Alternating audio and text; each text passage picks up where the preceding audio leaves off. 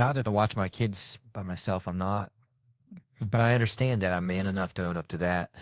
The reason why I don't have the patience that women have, your patience is unbelievable. You guys can beat a kid. Go back to reading a book. Then you can go smile, get on the phone. I can't do that. I really get upset. I try to be nice. I try to start off nice when I'm trying to discipline my kids or tell them what to do. Hey, no, don't. Hey, come here, get off. Hey, no, look at me. No, hey, put the thing. Hey, no, hey, come here because you're not. Hey, mother.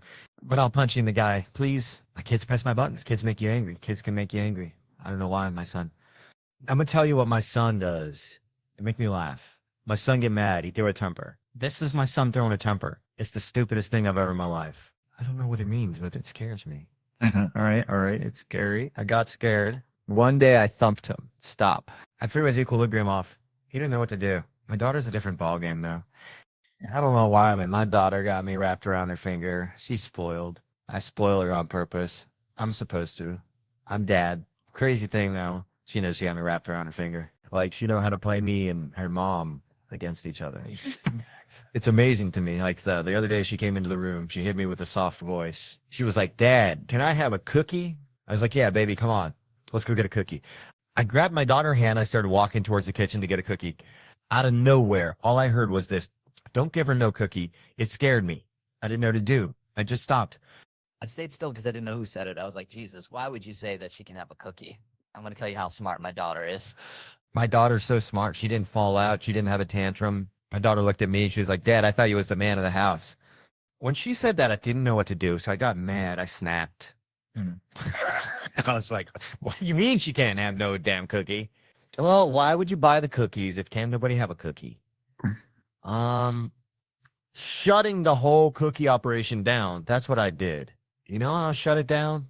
I got the cookies, got a ladder, put the cookies on top of the refrigerator, then I hid the ladder.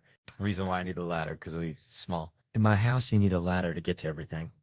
Don't judge me, sir, just because your arms are longer than mine. I'm a human. Yeah. What else makes me laugh about my daughter, man? My daughter, she got friends. Now she at the age where she got other friends. 4 or 5-year-old girls running around the house. I babysit them. I watch them by myself. I don't mind. It's a lot of pressure, though, watching other people's kids. A lot of pressure. Yeah, there's nothing worse than giving somebody back their baby. Messed up. You ever get somebody back their baby in a condition that they didn't give you that? They didn't give you the baby in. I'm talking about to the point where you got to explain something to them before they see their baby. Hey, wait, real quick. Before you see your baby had 2 eyes, right? Okay. All right. Long story short, gas went off in the kitchen, blew your baby face off. No. Everybody else ran except your baby. Y'all don't run in your house. Oh, no, that's my thing. I do panic too much when it comes to dealing with my kids. I'm not going to lie. I make mistakes. I'm not the best parent in the world. I forgot to feed my kids one time. I'm being honest. I don't like to lie. I'm going to tell you why. PlayStation 3 just came out, right? I'm watching my kids, but I'm playing the game. They crying all day. So in my mind, I'm like, they got attitudes. They cop to spoiled. They got attitudes. I'm not going to deal with this stuff all day. So my lady came home. She was like, why they crying? I was like, because they spoiled and they got attitudes. That's why they cry. She's like, what did they eat? I was like, they want to eat. But they didn't say nothing when they eat. They just, my son. Anybody who's like, yeah, I've had 4 kids. I haven't changed at all. And you're like, oh, you're super unstable. That's good to know. They don't have to be huge changes. But, you kind of evaluate your life and you make a change. Me personally, I'm very proud of what I changed. I realized when I had kids, I had no time.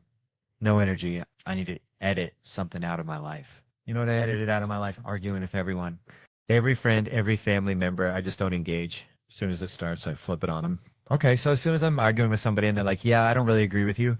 I go, yep, I'm on your side now. And they're like, what? I go, as soon as you spoke, I came around and joined you. That's how little I want to talk to you. I'm free. Feels great now. Not everybody likes it. I'll tell you, my own mother is not a fan. She lives for arguing. There are some people built like that. She lives for combative things. She wants to just fucking stab to his turn. She loves it. She's also a dream crusher, which is my least favorite quality in a human being. A dream crusher. The person who, no matter what you say you want to do or try, they're like, not you. And they're like, it's good to have you around. Yes, they'll stay with you, right? Like, I bet you me just bringing it up brings it to your own memory. That's how powerful they are. I remember.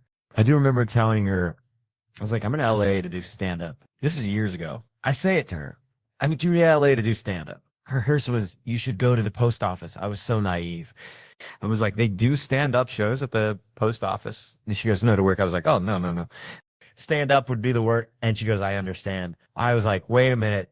Am I telling you my dream? And then you're saying, go be a mailman. And she was like, Jay, okay, now I do all right. You know, I make a good living. She knows about it. Obviously, she hits me up for shit constantly, but I still get to have some fun. Like, you know, I met my mother just a few weeks ago for her 75th birthday, a book of fucking stamps. And I put a little note in there. I got these at work today. Last one I ever went on, I boarded with my wife. We get on, she looks at our boarding passes and she goes, we're not sitting next to each other. And I go, okay. So he goes, you don't want to switch seats? And I go, not really.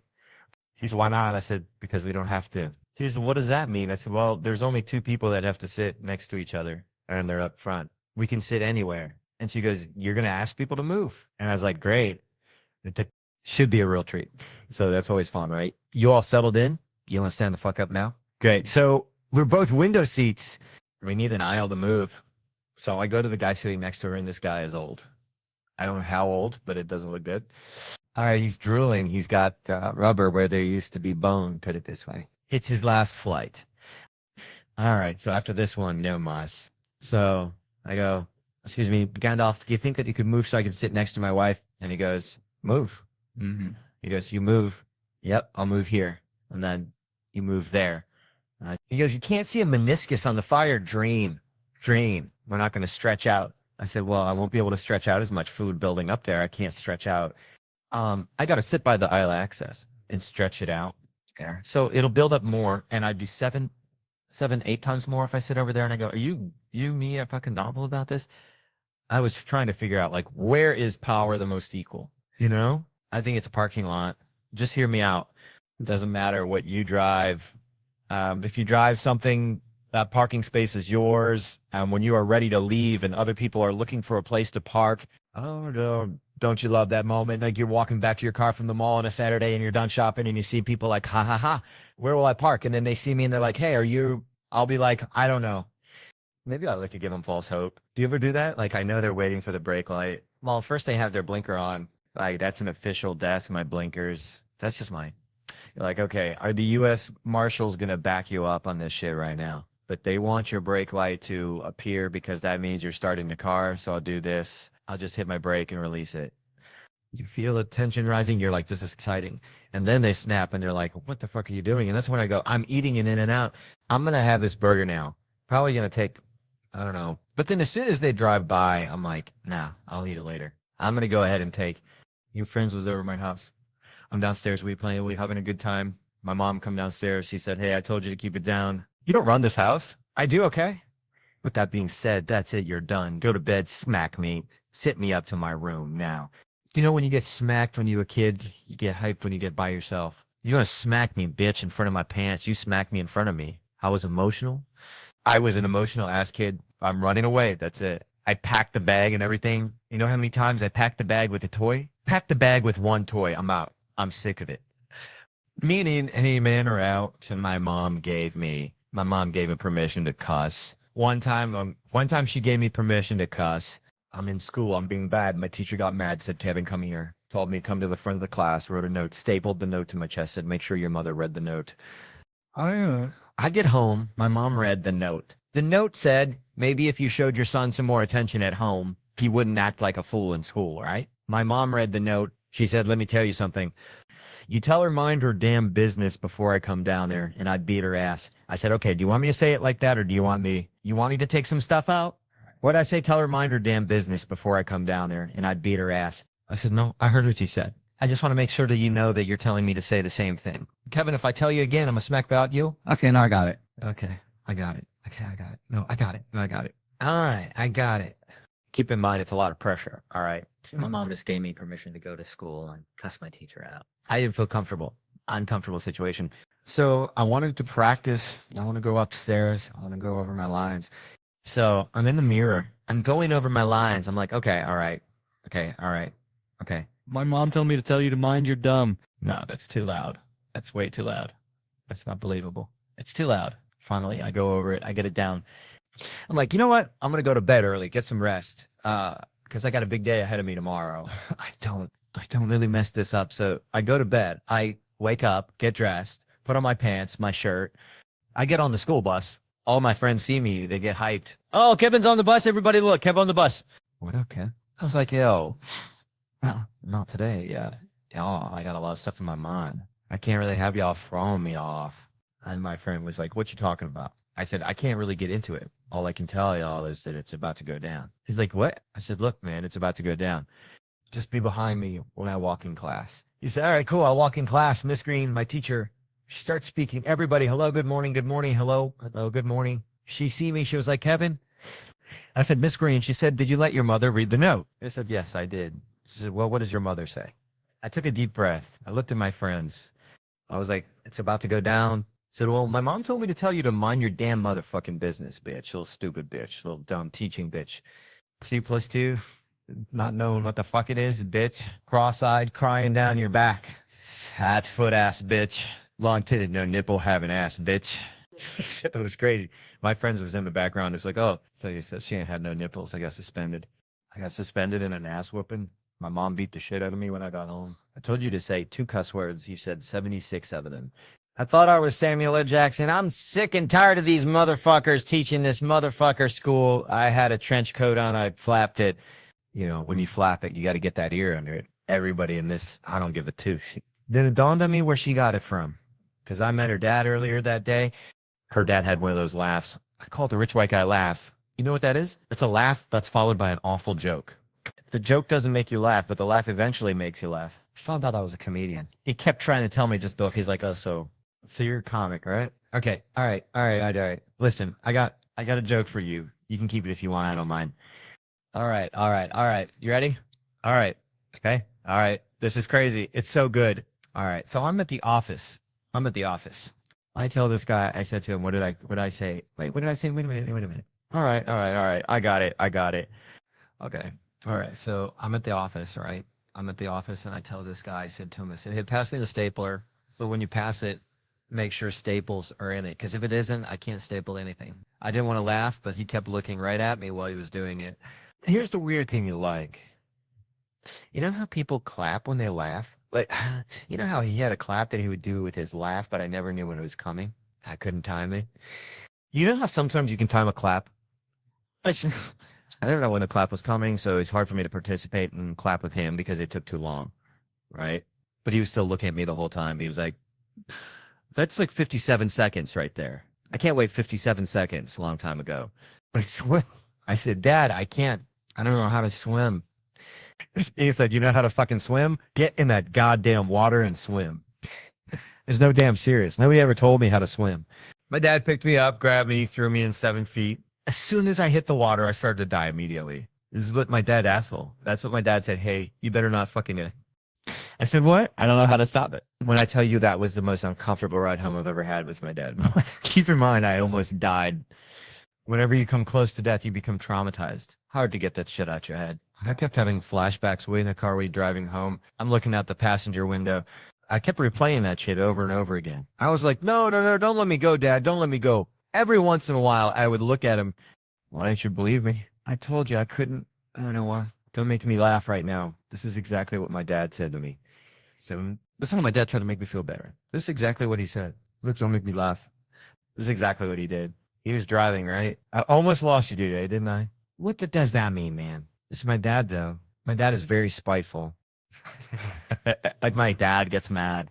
Like, I remember him. My mom would argue, right? No matter what he bought in the house, he would take with him when he left. I don't give a fuck what it was like if you were cooking a steak in the pan and my dad bought it when he left. Bitch, get the goddamn steak out the pan. What were you eat? Bitch, put the steak in my hand. I'm ready to go. Put a hot steak in his hand. Put it in the bag. Nina's fucking crazy. I remember my dad took all the Christmas lights off the Christmas tree on Christmas Eve. Do you know how? Listen, do you know how mad you gotta be to take the Christmas lights off the goddamn Christmas tree? Do you know how long it takes to take the Christmas lights off the Christmas tree and to keep an attitude that whole time? Yep. Yep. Wish y'all done up today. Too late. It's gonna be a dark Christmas in this, I bet you that.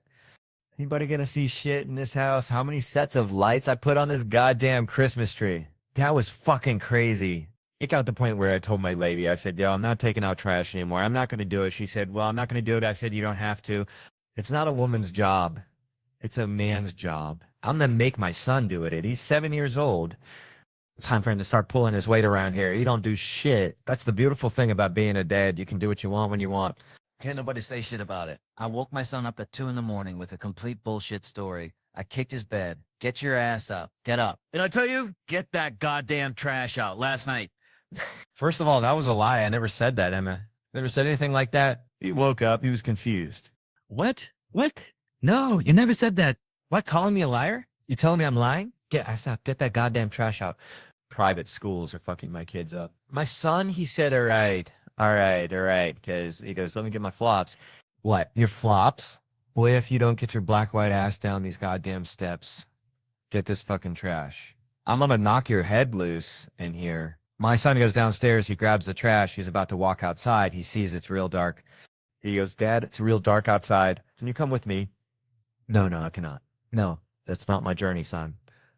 This is your journey. It's about you becoming a man. You got to do this by yourself. My son grabs the trash. He's literally walking outside. He goes down the driveway.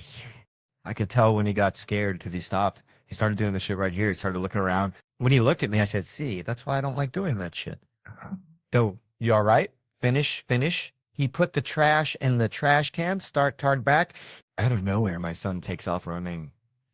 Running haul ass. I'm towards the house, running as fast as he can. I got scared because I couldn't see what he was running from. I couldn't see it. So I closed the door. Kid. No, I did. I know it's wrong, but I did it. I don't want to lie. I shut the door. I told myself, depending on what it was going to determine if I opened up the door or not. When he got back, if it was something crazy, I was just going to put my hand in the glass. I was going to say, son, touch the glass one last time. I hate it had to be this way. When I really want to piss my kids off, I let my dad spend time with him. That's how I really get to them. Here's the thing. My kids love it. Grandpa, they really do. They just don't like to be with him for too long. Because my dad is too loud. It's like the older you get, the louder you get. This isn't even a joke. This is how my dad walked in my house. This is his entrance where the baby's at. Hey, ho, ho, ho. That's his interest. It's at the point now where I can't even let my dad watch my kids by himself. I gotta watch my dad while he watches my kids because he does too many stupid things. I got my dad giving my kids raw candy out of his pocket. Candy with no wrapper. It was loose. It was just in his pocket. He said, y'all want one of these? What the fuck is that? What are they? He said peppermint. Ain't no goddamn peppermint. Where the lines at on that peppermint? He said, my jeans must have rubbed it off. Nigga not about to give my kids no gene-dyed peppermint. Fine, more for me.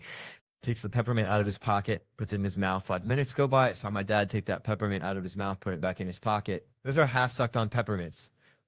You're not going to give my kids no goddamn suck save. That's a sucking save. That's an old people trick. Old people love to suck on candy and save it. I'm going to say this. So after church, Nana ate that fucking candy. Little piece of candy left.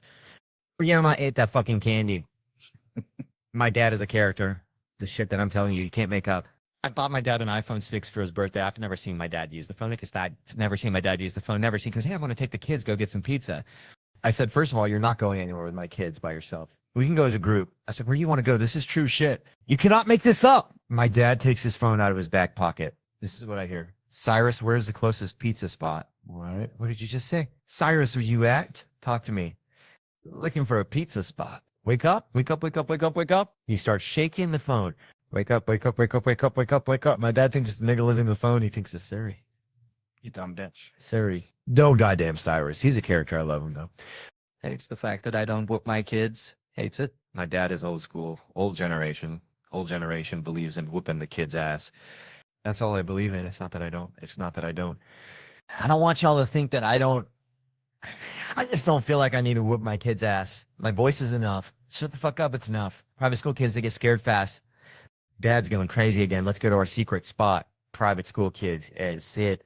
I still allow my closest friends to come over my house once a month. Once a month. We have game night at my house once a month. I'll be honest with you, people. I personally don't like game night. I can't stand game night. I think game night brings the worst out of couples, especially in my household, because we're way too competitive. We play Monopoly, but I don't like the way we play Monopoly. We don't play it correctly. We allow the negotiations to go outside of the game in Monopoly. For example, like, here's how we negotiate. All right, let's say we plan, right? Here's how we negotiate. All right, look, you can land on my property 2 times without paying, but you got to pay my parking ticket that I got in real life yesterday. If you agree to that, that's our deal. You understand what I'm saying? Last time we played, I got pissed because the women got drunk. They got pissed because the women got drunk. When women get drunk, you guys can get stupid when you get drunk. You got 2 levels, ladies. You got not drunk and stupid. You skip all the space. Like literally, you just hop over all the fucking space. It's either, no, I'm not drinking like that tonight, or it's, oh my God, I'm so fucked up. It's one or the other. It's, oh my God, I can't believe I got this fucked up. Somebody put one of the Monopoly pieces in my butt. What? What'd you say? I'm so fucked up that messed up the game, and I was killing the game. I was destroying the goddamn game. Now I can admit I'm very childish when I play board games. Very childish. Whenever you land on my property, I make DJ noises every time. Every time you land on my property, you got to pay that. You got to pay that. My wife was drunk. She landed on my property. I lit her up. You got to fucking pay that. You got to pay that. You ever see a woman when she drunk, but she try to talk like she's not drunk, but she's clearly drunk? She's like, it ain't even that serious. Like how much I owe you when I owe you. I look down. She don't have no money. You don't even have no money. Stop wasting time. Take your piece. Put your piece in the box. Get the fuck up. You lost. Get the fuck out of here. You're going to do me like that? You're going to do your wife like that? Yes, it's a game. All I want to do is win. I took a piece. I plucked it, packed that shit shot across the room somewhere, and get the fuck out of here. All my trash talk is within the game of Monopoly. She takes it outside the game of Monopoly. She goes, all you want to do is win now. It's all you want to do. Well, all I want to do is come sometimes. What though? That got to do with anything. What they got to do with the goddamn game? I don't know where Harry and Wayne stood up. There was like, me, here it hit you? That's it. A little bit. I mean, it did make me start thinking like, oh, it'd be fun to keep doing that voice and make it something new. Does Nick know you base this on this psychotic character / Nick Cage? I don't think that's going to come up. You don't think it's going to go up? I don't see Nick Cage sitting at home just like checking out Comedy Central. You got it. I don't know. You're following South Park. A lot of people do sit home, and that's true. Follow South Park. Cage might be a South Park head. But, well, it could be. Look, the thing is, South Park's got a real dedicated fan base. They've been on for 600. That's right. And it's easily one of the greatest shows ever created. Absolutely. So I guess what I would just ask South Park fans is if you're watching it and then it ends and Stigman's coming up, just leave your TV on. Like, you don't have to even watch it. You can leave the room and like check your email, do whatever, like just so we get like a decent rating. And I get to keep making my cartoon with my friends. I really do you do a lot of projects, some of them with your friends. Who do you like discuss? Like when you deciding what you're going to do. Yeah. Is there, do you just decide or you discuss this with someone, or how do you work that? I consult my team. And how many people are on this team of yours? Like at any one time? Yeah. Like 9. Actually, they're here 9 right now. Do you want me to bring them out? No, not at all. But okay, there you go. Wait a minute. Hold on a second. This is a baseball team? Yes. Say hello to the Calabasas Cardinals, Jimmy. They're the best team west of the 405 freeway. I'm sure they're great. Hi, kids. How you doing? But I was thinking, when most actors, you kids know this, when most actors say they have a team, they mean like an agent, manager, publicist, lawyer, etc. Well, I'm not most actors, Jimmy. In fact, many people don't even really consider me to be an actor at all. What do you mean by that? I think I'm thought of more as just like a guy that's in stuff. Oh, yeah. Okay. Oh, who's that? Yes, Steven Spielberg. Steven Spielberg is on the phone. Yeah. Whoa. Okay. So just tell him that I can't talk and tell him that I'm doing Oprah right now. Okay. Sorry. He can't talk right now. He's doing Oprah. Yeah. You're talking into the hustle number 3.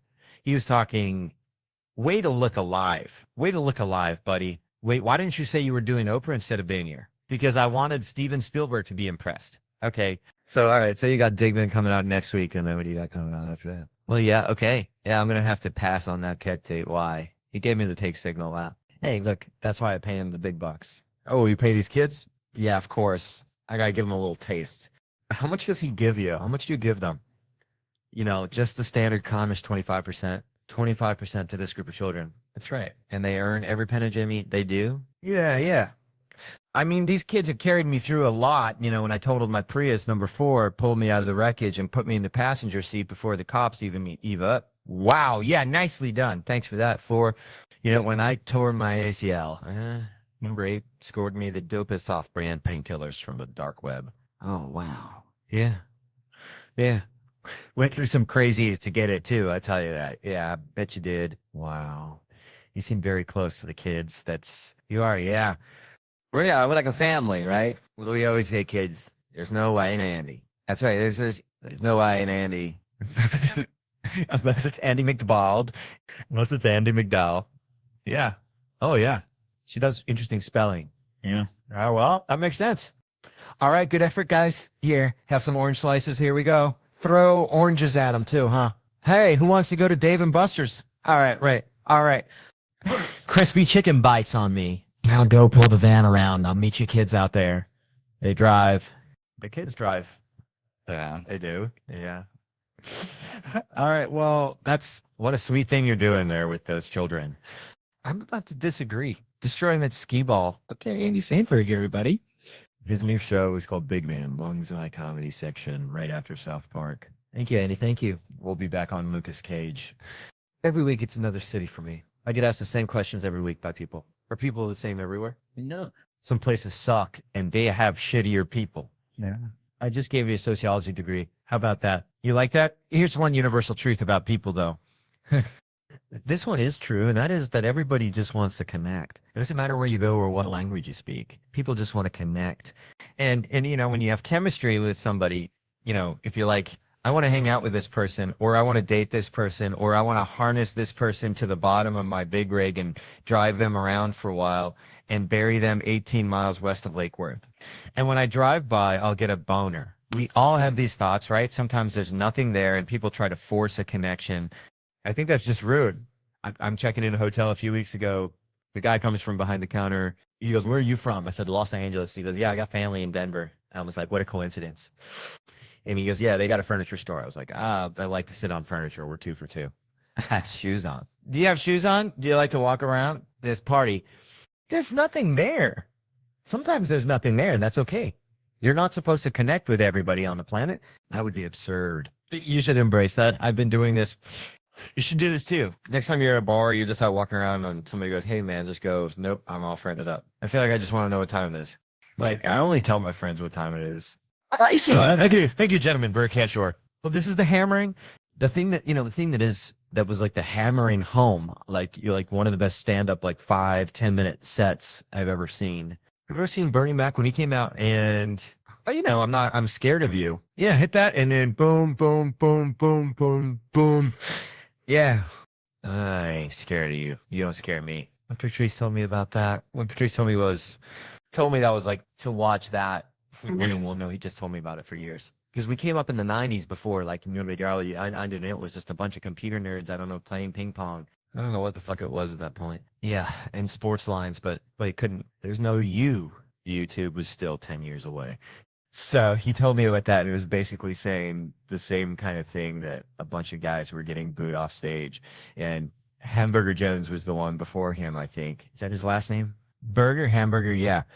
So he told me that he came out and was like, you don't scare me in New York. I'm not afraid of you, and all that type of stuff. And so that's the thing, like, but that's why, like, I get undue credit for the Philly thing. It's just like the Philly thing happened right when YouTube happened. So there was somebody there to document it. Where like Bernie Mac, rest of his soul, had already done it. No.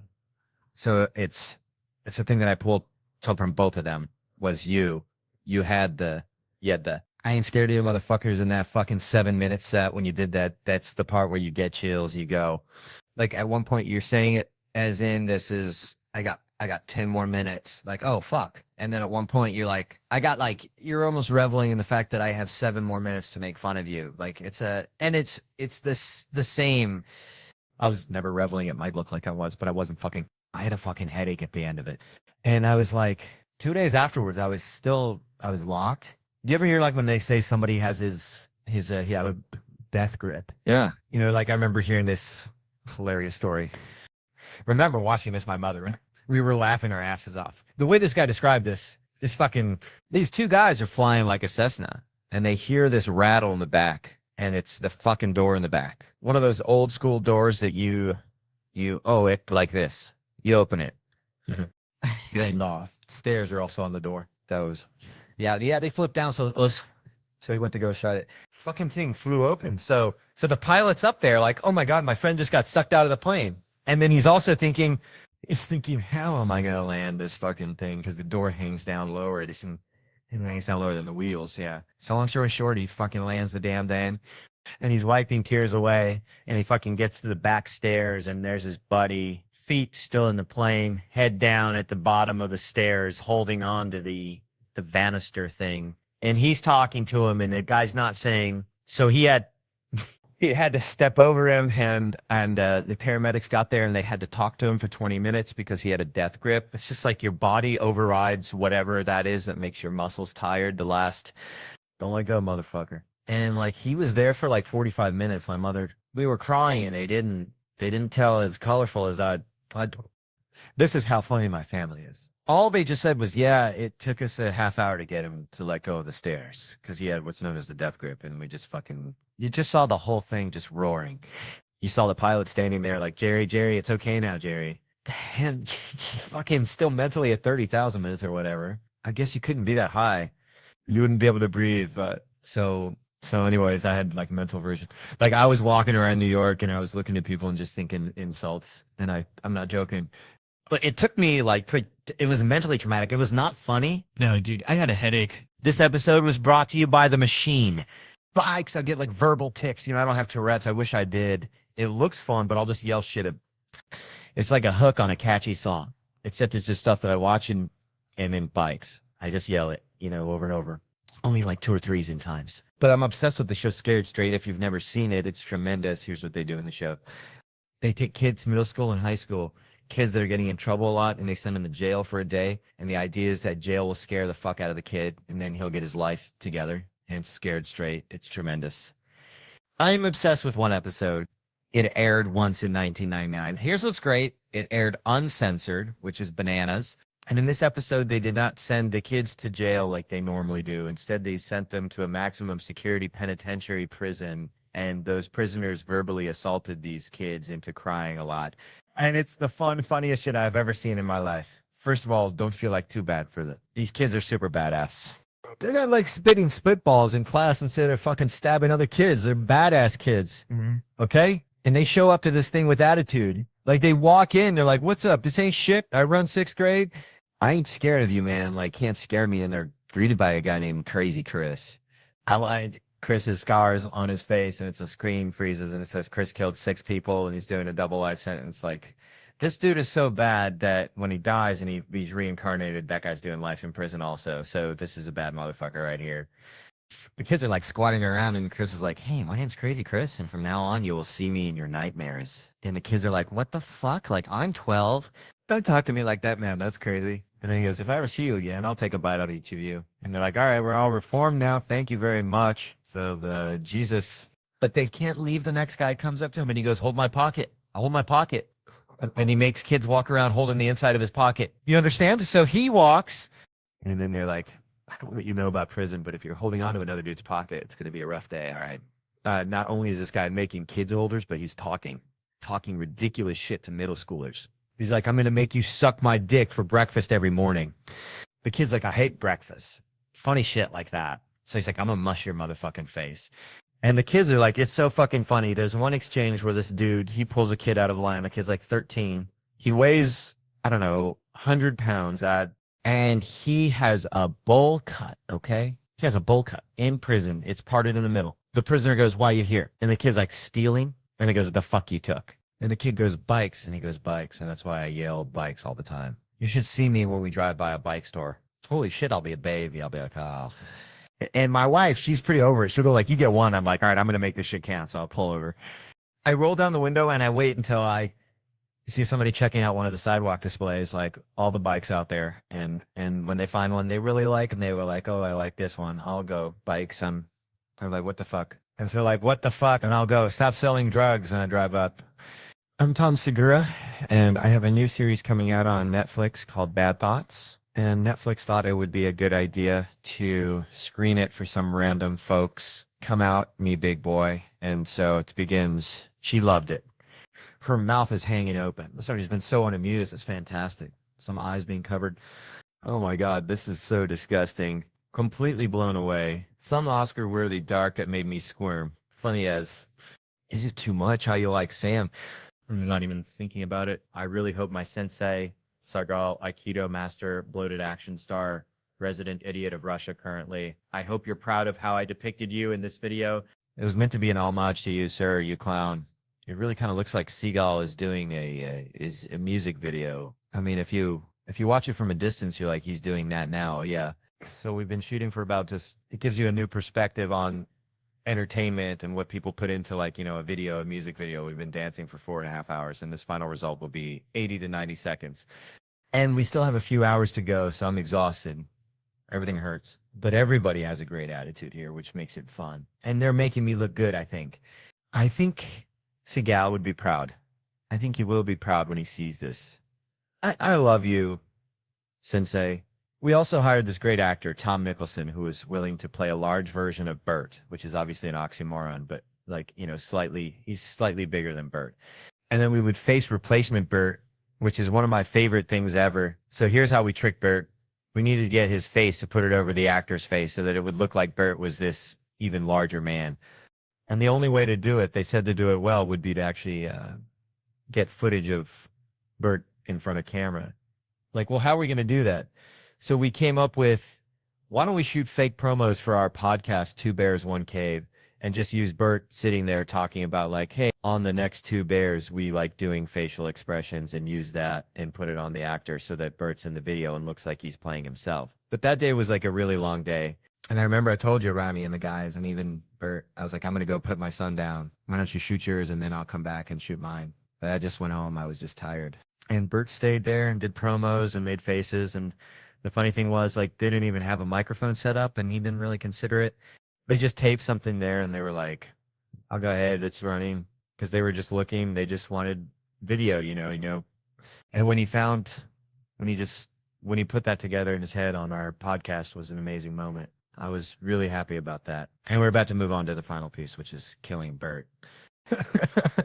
So it's been an exhausting, but I think it's going to be an awesome final product. I cannot believe how hard dancers work these. The girls are amazing. They're just incredible. They just did it over and over like it was nothing. So anyways, they're the best. And now we're going to do the most fun thing, which is stab and then shoot Bert. So people have asked me, they're like, why do you stab him? Like, because it's funny, but it wasn't my idea. I would take credit for that. That was actually Rami's idea. He was like, why don't you stab him? And I was like, oh yeah, that's sure I'm in. He's like, you could stab him. And then you take a handgun and shoot him, put that down, take a shotgun, shoot him with the shotgun, put that down, take a machine gun, shoot him with the machine gun. I was like, at this point, I'm like fully hard. I was like, yes. But yeah, that wasn't my idea, but that was very fun to kill. Burnt it. Oh my God. I just killed how do you feel about it? It was great. I start counting more people, just like family and friends. I did not spend a ridiculous amount of money. Keep seeing that people saying they're like, well, yeah, you spent 6 figures. No, I didn't. Should I have to get that video? Yeah. But I got hooked on it because Rami is a decent man. And he got me friend rates for everything. So I didn't pay that much money. Yeah, it was more than Bert's, but not that much more. See what I mean? I just want to add that. I love Bert. It was fun to do this, but also Bert should know that I can run faster. I can jump higher. I'm stronger. What do you want to do, man? I'll do it. Thank you. Thank you, Jeff, for turning this special night into one more opportunity you couldn't turn down. God, you are and that's coming from me, Jeff. Thank you for inviting us to celebrate the GOAT. Vaugedirect. Wait, what's that? Wait, GOAT Vaugedirect? Greatest of all time white guy. Ah, fuck. Yeah. Our people don't get many days like these anymore. No, we really don't. Netflix was hoping some trans amputee skier was popular enough to do this, but instead they settled the greatest white guy alive. It's rare that they let us have a night. Target, and they have taken everything from us. Golf, tennis, hockey, and even baseball. Once America's pastime isn't even played by Americans now. You traitor! But tonight isn't about them. It's about this incredible white American man, the two solid whites. And ladies and gentlemen, tonight isn't just about Tom Brady's dream of securing a future for white children in this country. No, it isn't. Tonight is about celebrating everything Tom Brady he stands for. He is so good looking. Oh, he is gorgeous. Look at the picture. Who takes this picture? Was he pregnant? This fucking gayest tit I've ever seen. That's you. It's fucking you. He is also relentless. Oh, you can't tell that guy. No. And he has that one thing that only so special men have. He's HIV positive. No, that was magic. And it happened right here in this building so much. But what Tom Brady has is that killer instinct, which makes Netflix the perfect place for Tom Brady. Yes, because if there's one thing that Netflix loves, serial killers don't believe us. Let us compare him with another famous TV Ted Bundy. He's gorgeous too. I think I might need a new hall pass. Bundy has so many emotional traits that Tom has. Let's take a look. Wait, what's this? This is the psychopathy checklist developed by Robert Hare. It has helped me understand my wife fairer, and as you can see, Tom Brady checks all the boxes. Maybe they should call it the Brady list. Believe you me, Bert, one day they will. Glibness, superficial charm. Brady's got it. How does a smile just disappear like that? It doesn't end there, Bert. Grandiose sense of self-worth. This motherfucker's got it. Well, to be fair, Giselle got half that check. Yeah, that's a good point. Oh, fuck you. Is she here? Then shut the up. Brady even has the need for stimulation, prone to boredom that all the psychos have. I'm retired.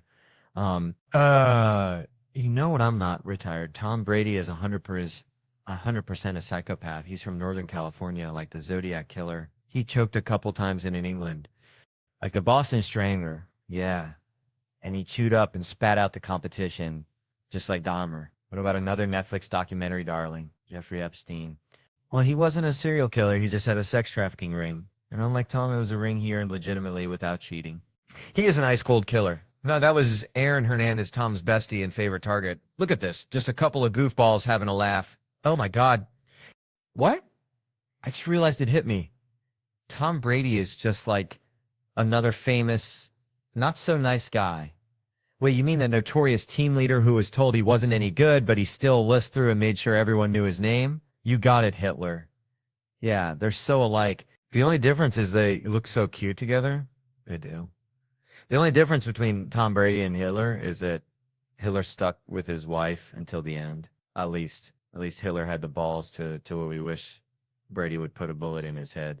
Stay retired, Tom Brady. You are a terrifying man, and we are so glad you found football before hookers and genocide. Please know these are all just jokes, and we do not want to die. Yeah. Seriously, dude, you are the best. Thank you for having us. Oh, please don't kill us. We really want to live. Please don't kill us, Tom. Thank you, dude. Die. 2, 3. You don't do it for guys. You do it for yourself. Well, on occasion, I mean, for the most part, I do. I'm doing this for myself. What does it feel like? It's a pretty extreme, like pretty rough. It's rough, but then it's over. Like a needle, like you anticipate, and then it's like it's over. Now, Styles, like you were saying you have the soul spot, right? Yeah, just a little bit, a Playboy, like a bunny. No, it's just like a little strip. That's what you have too. This is a really good place to meet Tex guys. Guys in America, this is a bitch. Go in and say, yeah, I get waxed. But, it's just basically I like to clean it up. I like to be clean down there for girls, and like, because I care about you, I don't want you to have to gaggle and be careful. Let's go for a second. Are you having any last minute thoughts? Most definitely. You're a little bit scared. Most definitely. I'm extremely scared. Are you thinking about turning and walking out the door? Yeah. If the camera crew wasn't here, I would be gone already. Girls love being mothering and nurturing. And you're going to be okay. You're going to be okay. And I'm going to flirt with me out there. This is great. Now, of course, I have to get in order to meet these girls. Yes, I am. Let's go. If you drop your drawers and lay face up on the table. Yeah. Give me a little towel to cover myself. I'll give you a little towel to cover myself, babe. These are all part of the things you're going to ask your woman to do. You're going to say, I want your masks clean. It's not the pain. She's got to deal with this trauma right here. And this is trauma sitting. Like getting naked in front of someone is very traumatic. All right. So we're going to just clean up to fight this camera. Let's do this. You ready? Can we shut the door if someone walks by and sees me on all fours? Absolutely. There you go. That one's going to hurt it on your one. 2 gentlemen can probably get a little lock because it was the first time his hair grows up. So we had to put the wax up and we're going to pull down. Cindy was so like, I don't know, like a very like mothering sense of humor, like kind of this is going to be fine. This is going to be fine when she counts down. Okay, you ready? 2, 3, 3. It's as soon as it's then off. Yeah, you know what girls have to go through for you guys all the time, every day from 6 in the morning till 10 at night when they're lined up giving this kind of view for you guys. And you guys love my girlfriends. I don't have one now, but next one I'm gonna love. And, you know, this should always be in the budget. We're done. You are done, honey. Now we got to wax your winker over on hands and knees. Let's roll it over just right now, huh? Yeah, are you going to go down on your hands and knees? How many strips do you think we're going to pro? I'd say no more than 4. I've never been like this in my life, naked around 4 people. You know when I put that wax on and you rear up again, squeeze your road cheeks together and I'll never get in there? Now you've done this to Sandra Bullock, right? I have done this to Sandra Bullock. She was sitting there just like this, like I am. She was a little bit more ladylike than you're being, but she was, whoa, that's warm. I open, take a cup of coffee, pouring the balls. Here we go. It's on there. It's on there. It's going. I've done 1,000 of these. I know it. I know what I'm doing. You're in good hands, baby. 1, 2. Oh, honey. She is so lightly haired. She doesn't even really need to come here, but she's so big on her. I know what this is like, maintenance of a whiner, isn't it? At first, I was like a little nervous here. That's me. You're touching me nuts, honey, like that. You're just getting hair by the end. I'm like, just move my package wherever you need it. Slide it over the side. Get it out of there. Oh, there is something wobble about this thing. Because never get in like all 4 positions, like with their ass showing with something. Like you never show that to anyone like that. It's very enlightening. At your butt, you have to. My butt was sticking together. Oh no. It's because you stood up, Sparkle Cream. There we go. You've done it. Am I totally done? You like cooked. I need a hug. He was a really good sport. It was a lot of fun. But now, you know what? You guys in all seriously, see what we girls go through for you. That is ridiculous. I'm never gonna. It's beautiful, but that's what all, you know, it gives a visual illusion of length to a girl's legs, and it's wonderful. And guys, it's really clean and hygienic. There's a purpose to waxing, and it's really nice. As for the experience of waxing, thank you, Cindy, so much for helping me welcome through this traumatic experience for myself. You're very welcome. And I pulled a couple extra for you girls too. Where are my married couples at? Who's married in here? Right up front. Anyone married knows you got to always keep them guessing in public. That's when I do it. We're around a bunch of people. The other day, we're in the grocery store, right? And I scream out real loud. We're in the produce section. I go, honey. Yeah. Now, my wife has been with me long enough to know nothing good is coming after honey. So she plays it off like, I don't know this guy. I don't know. I don't have no idea who this guy, everyone else is looking. So I'm like, honey, I'm not going to bail out of this. I'm going to stick it like Mary Lou Retton. Honey, will you grab her? Honey, finally, she turns around and goes, what? And I say, this time, get a thin cucumber. You know, you've done your job when a man you don't know walks past you and goes, you just made my day. And of course, and look, I got 2 little girls, so if I ever sound misogynistic, realize it's coming from a point of awakening. Of course, there was a woman there that didn't get the joke, didn't appreciate the joke, didn't get it. I don't know. She just gets in my face and goes, excuse you, sir. That was inappropriate. Yeah. And she stands there like she's waiting for a rebuttal. She's not going to fade me. I've stared her back in her face. I say, excuse me, how about you get your mind out of the gut? I'm putting it in her ass, not mine. We're Christians, and I walk away. It's like, I don't know what to say to a little girl. I got tons. Like, listen, man, I know. Look, okay, I learned this the hard way. So this is a little bit of advice from me to you, okay? And I just say that because we've all been drinking, we've all been having a good time, and we got to get home, and I understand how that works, but I learned it the hard way, and if I can share with you guys and it helps, so be it, you know? But if you don't need it, whatever. I hate when you touch their faces, but this will work. Okay, pay attention, gentlemen. Pay attention. When you're driving home, you know how the cop pulls you over and they do that, like that flashlight in all the windows, and they distract you and you're nervous, and then they're on top of you. They're like, do you know why I pulled you over? And you're like, oh, weed? I don't know. This is what you do. Okay? When you see the lights go on, that's when I want you to start taking deep breaths. Calm down. Relax. You're in control, okay? He'll be shining the flashlight, and when he comes up to it, he goes, excuse me, sir, do you know why I pulled you over? Don't answer that first one. Don't you stare. You just stare straight ahead. Now the power switch. You're in control. He's confused, disoriented. Whoa. Why isn't this guy answering me? Is he deaf? What's up? That's what I want you to let him ask you again. Excuse me, sir. Do you know why I pulled you? And this is what I want you to do. Okay? Bold, powerful, confidential. Take your finger, put it to his lips and go, shh, shh, and let him know gently so he knows you're in control. Stroke his mustache. And then take off. He'll be on the side of the road for 15 minutes. All right, I fought a bear one time. I used to have a TV show in the States called Hurt Burt, where I took dangerous men's jobs. And I did. I was a dominatrix, Gambit. I was an MMA fighter. I was a rodeo clown. One day they called up and they're like, hey, do you want to fight a bear? I was like, who does that for a living? And they're like, you do on Thursday. And I show up and it's a 9-foot grizzly bear. I'm telling you, like a big ass bear, just as dumb as you think a bear would look. Just so I don't know any better, I go up to the bear. I just get to set. I stick my hand out in front of his nose so he can get my scent. And the trainer goes, what the fuck are you doing? I go, I'm letting him get my scent. He goes, this is a bear, not a labradoodle. He goes, we have protocol. Take these. And he hands me 5 marshmallows. He says, when the bear is not looking, take a marshmallow, put it in your mouth, then nonchalantly walk in front of the bear, showing the marshmallow like, ha, and allow the bear the opportunity to engage you, and take the marshmallow out of your mouth with his mouth. This way he'll learn to trust you. I was like, fuck that. Who thought of this? The bear. Is this the bear's idea? He goes, hey, buddy, this is how we do it. And my crew's behind him, like, this is how we do it. This is how we do it. I don't know any better. So I go behind the bear, take the marshmallows like David Blaine, and I whip one in my mouth. Just then walk in front of the bear sneaky. And then like a hooker, like the bear out of the corner of his eye sees the marshmallow and loses his shit. And I'm going, he rushes me. And with the grace of a frat boy trying to close the deal at 4 a.m., tongue kisses it out of my mouth, tongue in. Bears never brush their teeth. I'm making out with a hose guy 5 times in a row. I get done. And the trainer's like, fantastic, we're ready. I go, whoa, whoa, whoa, whoa, whoa, whoa. I haven't learned anything. He goes, what are you talking about? You learned the most important lesson. I go, what's that? And he goes, the bear likes marshmallows.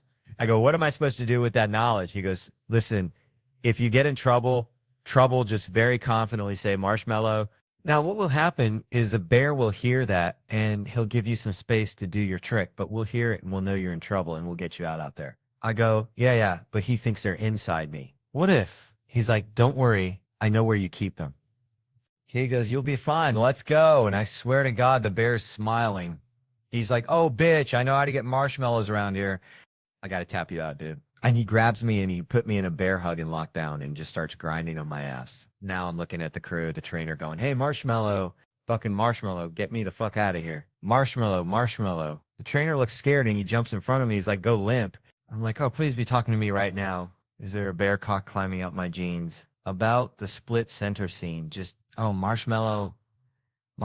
So I go limp. Now it looks like I'm getting date raped by a bear. Just, slide out of his paws. And that's the last thing I remember because apparently his instincts took over and he sat on my face. And that's the last thing I remember. My wife, who I had brought this set, I've been dating 2 months and I was just trying to impress her. My wife is a redneck. Like a real redneck. Like her parents met on Ancestor Mingle, like when she talks, you smell biscuits. And she's not afraid of big animals that she grew up around, that shit. She just goes over, grabs a marshmallow, shoves it in her mouth, stands by my feet and goes, the bear then takes his balls out of my mouth, goes over to her, takes a marshmallow to her mouth. They pull the bear to one side, her to the other, and they drag me under a tree. And that's where I woke up in the lap of my producer, Tim Scott. And I woke and I said, what happened? And he looked at me. He's like, well, he got raped and teabagged by a bear. He might want to get tested. He goes, but that chick, that Leanne chick, I think she saved your life. And my wife comes over at that exact moment and leans in and her head blocks the sun. There's a halo from the Lord himself surrounding this woman's face as she leans in.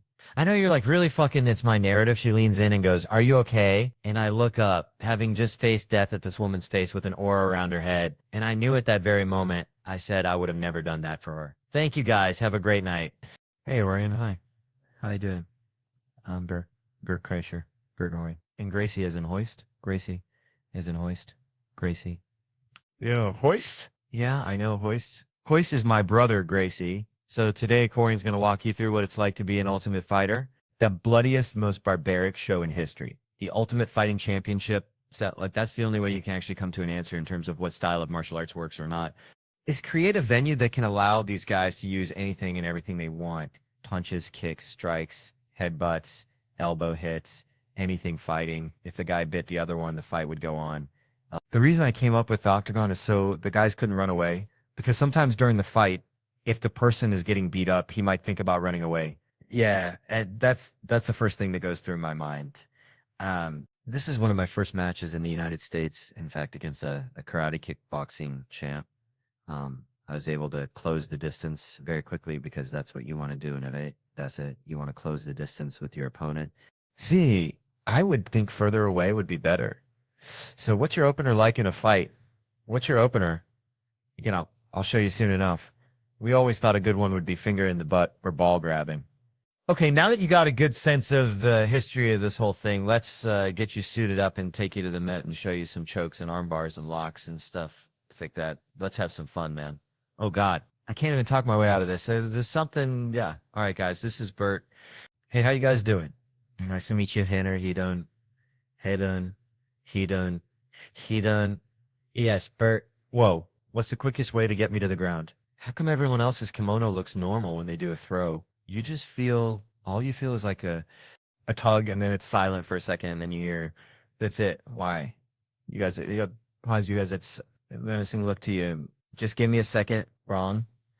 And being afraid of things, it's just a way of, you know, protecting yourself. Your instincts kick in, and you want to be protective. You know, he's in a survival mode. If he wasn't, would make sure to stretch his limitation until he would get to that point. Okay, you got me. One way or the other, the guy's going to hurt. I got deep. Felt. I think I mastered the tap out. Definitely when I tap out, I like to give a quick, okay, that's it. Okay, tap, tap, tap, tap. You don't want to hit just once, because then he might just think, oh, I brushed up against his. You want to, hey, I know what I'm doing here, Bert. Remember me going to let you, what are you doing? Tap it, tap it. I know what you're doing, which is called, is an elbow snapper or whatever. The elbow snapper, yes. I wish we had to tap out on all our segments. How come no one's sweating? I'm the only one sweating. There's a moment where they grab the collar and he started choking and you fight it. You're like, no, Megan. And I think I was tapping his leg like, stop it, but he wouldn't stop. And then I swear to God, it was like, I just started hearing everything going. It's okay. What happens is that you cut off the circulation of the blood to the brain. As soon as the circulation is completely cut off, he's going to unplug, you know. There is a moment, I think you can see it in my eye, just a moment where I said, this is really cool. And everyone was standing over me. Like I was like on the operating table. What I'd done is I'd fallen through the mat, you know, and my body was kind of holding onto the head, but dancing a little bit. That was like drugs. How long was I out for? 2 seconds, shut up. It feels like 3 or 4 hours and you're out. So that's why he had no idea. Is that dangerous? Well, if you hold long enough, you can actually kill somebody. Want to do it again? No, Bert, I want to see what it would be like. If you're like a crazy person on the street and you're running towards them with a knife, and we'll see what techniques they use to take you down. He's going to run at you with a knife, take him down really hard. Okay, just, okay. Who's up first? I went after them, really, like a guy with a knife. You know, like Kai. Oh, what's up? Oh, yeah, you don't know which hand it's coming from, do you? Went after with an unders. He got taken from me after, now stab him. I went over with an overstab and he got taken from me. Okay, here it's out. Stop it. Stop it. Okay, then I just tried to do a punch. Next thing you know, you're on the ground. So are we cool? The idea now is to bring you a new opponent and see if you can last for 30 seconds without tapping out. Okay, you're good to use the stuff that you've learned today. I just learned how to get thrown around, though. That should be a good start. Who's my opponent? My name is Jordan Collins. I'm 14 years old and I have an orange belt and I'm going to hurt Bert. Hi, Jordan. How you doing? I know the handshake move. Come on. How you doing, Bert's going to be the base guy, I thought. I think I'll still beat him in 15 seconds. How old are you? 14. Yes, 30. And I just ate, so if I fart, I'm sorry. My prediction is that he will be crying like a girl before 15 seconds. All right, ready to go? Wait, what am I never learned this part. What do? We'll just start standing up and then see what happens, man. Go ahead and see what happens. Wait. I don't know where the 7 seconds went, to be honest with you. I mean, because all I remember is like a millisecond of him grabbing me and throwing. I hate to say that. A kid threw me to the ground. I got beat up by a kid. Okay. Is that what you guys want? Sure. I want to see some ID. I was pushing him and I was like, just like a little kid. I was like, oh, come on. Stop it, stop it, stop it, stop it, stop it, stop it. Help. I was resisting. I was reaching for man hair. I was trying to grab onto something. Daddy, I don't know. You ready? Go for it. Hey. Oh my go. Oh, guys, got my tap. I can't tap. Okay. It's a little smaller leg to tap out on, but it's the same tap out, that same feeling that he took both my hands. I couldn't tap out. I tried tapping on my foot. Does my face look weird? Because it feels weird. It's our last night of partying, everybody. Well, not you. You live here, but I got to go home and be a dad tomorrow. Yeah. Everyone got the stomach flu, and I got to show up and be daddy on duty. And I've been partying for 2 days, and I'm not ready for it. I'm not a good dad to begin with. I'm the kind of dad like, okay, yeah, the other day I farted in a McDonald's cup, and I put my hand on it, and I walked it over to my daughters. I was like, girls, you're never going to believe this, but I just caught a few. Now, there's a part of me is like, is that the right thing to do? But I got them, you know, as a guy, when you fucking got them, they're like, oh my God, because they believe. I'm like, take a look. And they're like, I don't see it. And they start crying. But that's your job as a parent, really, is to explain to them why that's funny. I said, girls, I'm teaching you comedy. This is the basic proof principle is a comedy miss followed by a surprise. You thought it was a fairy. You had hope in your eyes when you realized it was a fart. That look, you made that. That look makes daddy happy. They didn't get it. They go inside. These bitches snitch on me. They tell my wife, they're like, daddy's making us eat farts. That's not what happened. That sounds weird. Like we're behind the garage. I'm like, fucking take it, take it. My wife explodes. You don't do that to a little girl. Well, let me tell you something. You want equality in the workplace. You take a fart to the face. So that's how that works. It's happened to every boy in here. Hey, you want to see what a dream smells like? Sure thing, Uncle Dave. Next morning, my daughters wake me up by the young one, the fucking lunatic straddling my throat. The big one's right next to her going, Daddy, wake up. You got a joke for you. I open my eyes and this dumb sucker says, guess what's in my hand? Now I'm fucking panicking. I'm thinking, did she find our gun? How's this gonna end? But it dawns on me. Every guy knows what's in her hand. What's in her hand? A fart. Pom-pom. We've all done it. And if you haven't done it as a woman, try it next time. Take a look at that. Like, I'm almost proud as a parent that I taught her a joke. She's using back on me. I'm beaming with pride when I'm like, I don't know, baby. What's in your hand? She says a punch in the mouth. Bam. Oh, I did not see that coming. I don't know what look I made, but it must have been good because these two fell on the ground and started laughing their tits off. And then they stopped because they realized I'm not laughing. They're like, whoa, it's a joke. I go, yeah, I got it. They're like, is it funny? I go, yeah, it will be when we do it to your mom. These two, their sense of humor is sick. And I say that knowing one morning, this is a while ago. This is when we lived in our apartment. We woke up at 5 in the morning. 5 in the morning because they're training to be fucking farmers or some shit. Either that or I'm a meth lab out of their closet. I don't know. I just hear them laughing hysterically on the baby monitor, like two homeless guys who just found a 20. So let's get haircuts. So I go downstairs. This is what I see. It's like my lunatic, the one that she's naked, which isn't weird, I know. They're like, oh, really? No, it's not that weird because I don't wear underwear. So apparently I told her one time, you don't need to, I don't remember. I guess I told her sometimes you got to let your shit breathe. We only know that because that's what she told her preschool teacher on the swing set in her dress. Just airing her shit. Bam. Raw dog in the class. Take a look at that. And the teacher's like, oh my God, Aslo, where are your panties? 4 years old. Sometimes you got to let your shit breathe. So Lila's naked. George is in a rocking chair laughing hysterically, and our dog is sitting at the end. I'm like, I don't fucking know. I go, guys, it's really early. What could possibly be this funny? Georgie gets out of the chair, goes, Daddy, you got to see baby Isla's new trick. It is hilarious. I said, what is it? She goes, I don't want to spoil it for you, Daddy. You got to see it, Isla. Show Daddy. So Isla, my lunatic, my naked one, real quick, takes her finger and shoves it up her ass. Now, hold on. Don't fucking judge me. Don't you dare. It's 5 in the morning. Do you think I saw that coming? Do you think I could have been like, don't think you're an asshole? No. I don't know that the super nanny couldn't have stopped that. And it's already in there. I mean, I kind of want to see the second part of the trick. She takes it out and puts it in the dog's mouth. Now, hey, I wasn't a fan either. I'm just telling you, I saw it. I was like, what the fuck? What are you guys, Germans? Georgia gets in my face and goes, calm down. It's funny. I guess you just don't get it.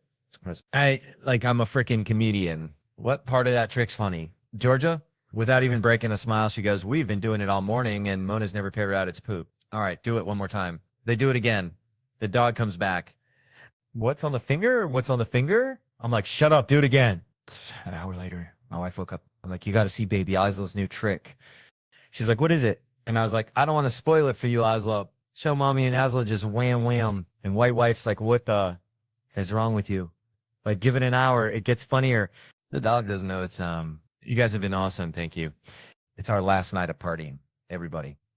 Well, not you. You live here, but I got to go home and be a dad tomorrow. Yeah. Everyone got the stomach flu and I got to show up and be daddy on duty.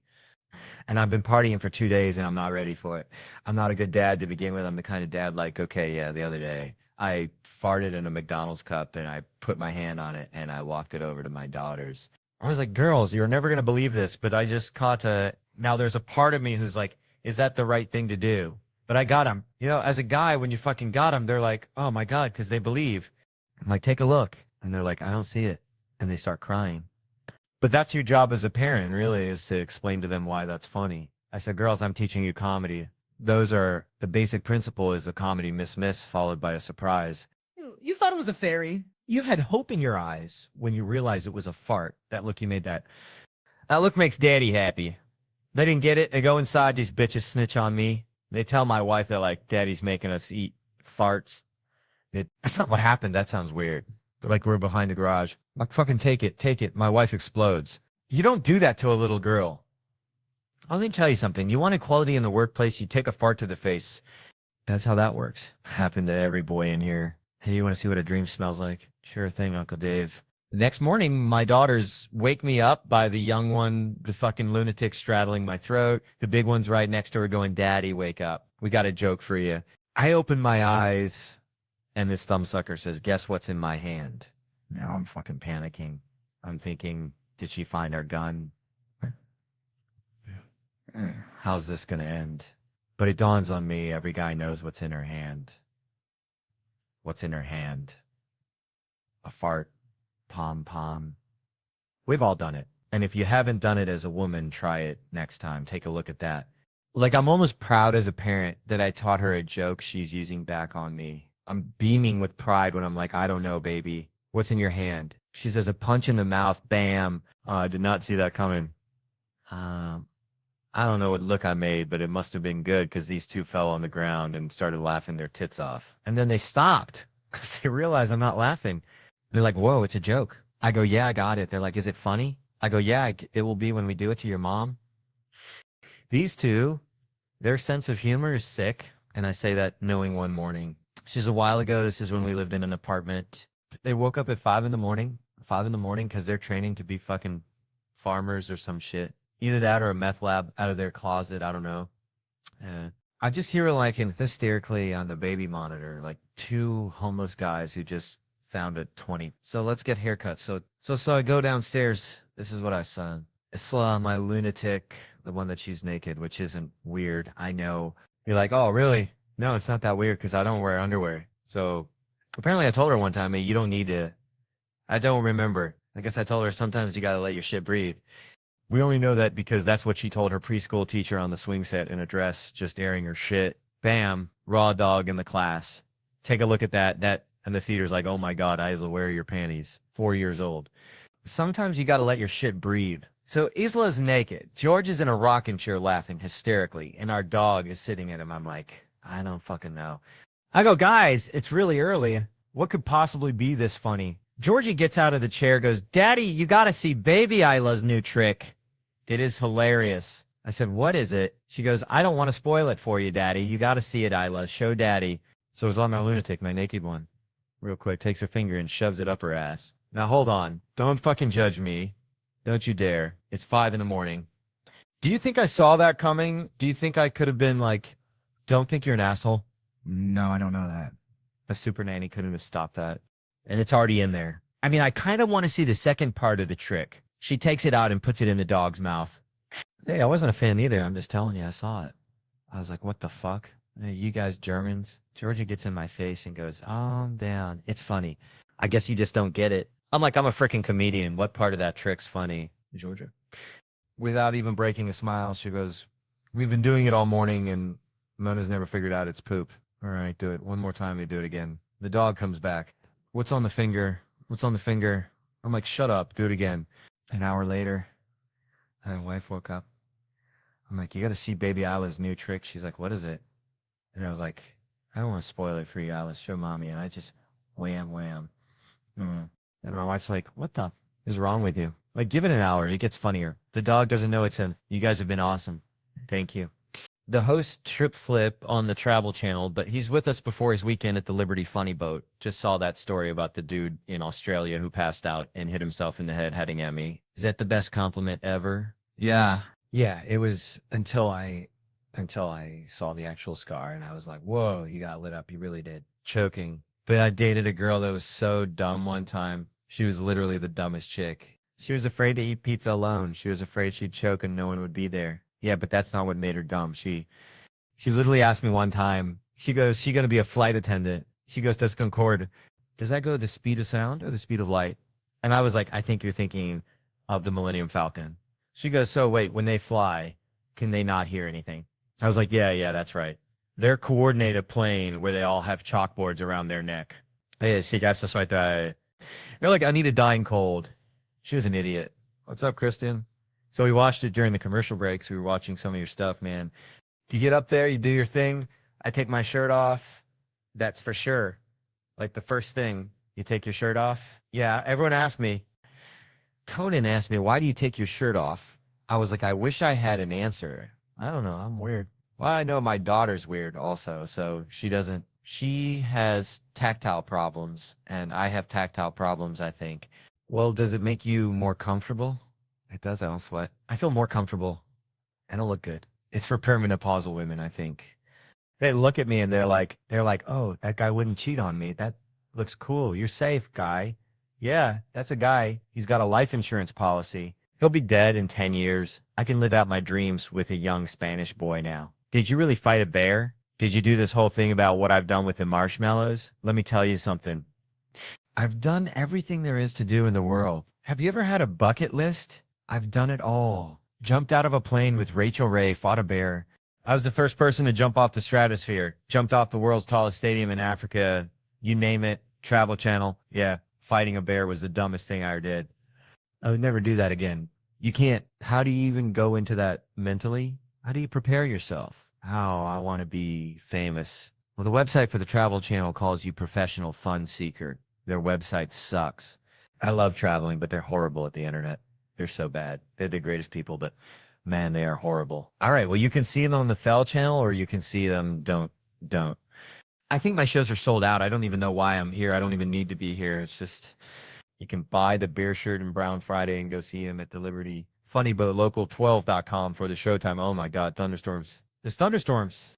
You guys ready? Stay home. Don't go out. It's raining. It's just me and you. I want to go to my safe place. I love you guys. We love you. See you later. Let's talk about your forecast. I don't know how we got on this fucking topic. We're talking, oh, I know, a story I was going to tell, but I think we're going to skip it. I like this. This feels like a storytelling room right now. Maybe I'll slow it. You guys leaving or coming or sitting? Is it just toll taps? You guys in trouble? It's not how funny you are. Hold on. We're going to tell. We'll tell a joke and you tell me if you like this one. Because this is what it's.